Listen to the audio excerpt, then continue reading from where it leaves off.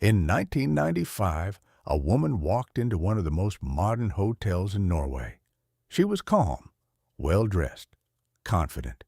She signed a name on a registration card, paid in cash, and went up to her room. 3 days later, she was dead. There was a gun in her hand, but there was no proof she ever existed. No passport, no real address, no fingerprints in any system. Even today, no one knows who she truly was.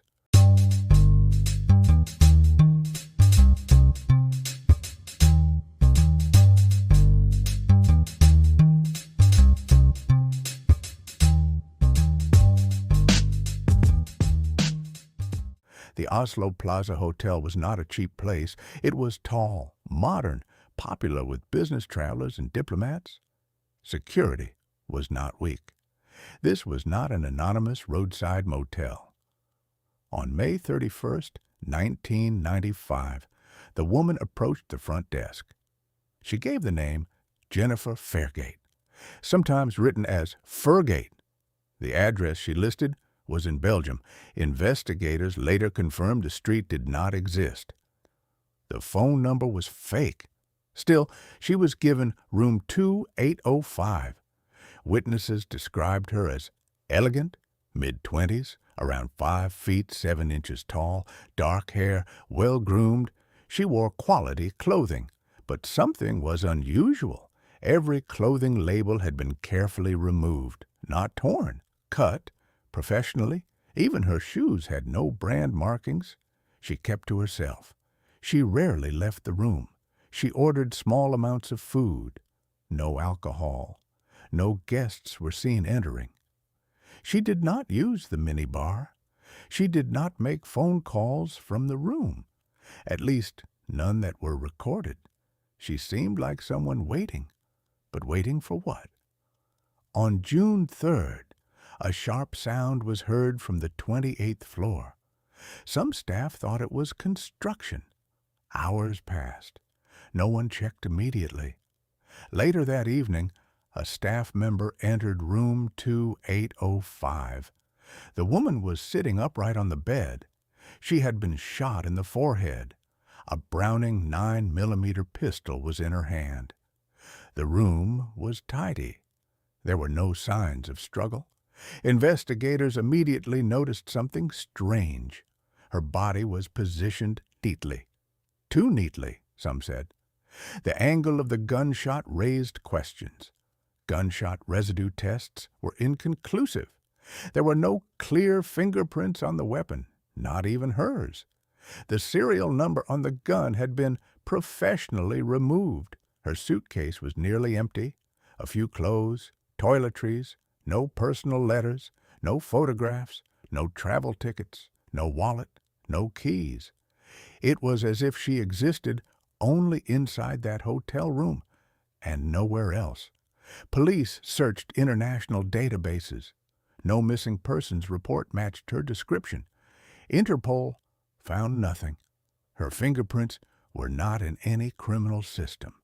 Dental records suggested she likely grew up in Western Europe, possibly Germany, possibly Belgium, but nothing confirmed. Her face was shown publicly. No one recognized her, not a friend, not a co-worker, not a family member. The room key card data showed something unusual. There were gaps in the recorded entries. It was unclear whether someone else had entered. The door was locked when staff arrived, but hotel locks are not impossible to manipulate. The timing of the gunshot and the time she was discovered did not perfectly align. Some investigators believe the timeline felt incomplete. If it was suicide, why remove all identity?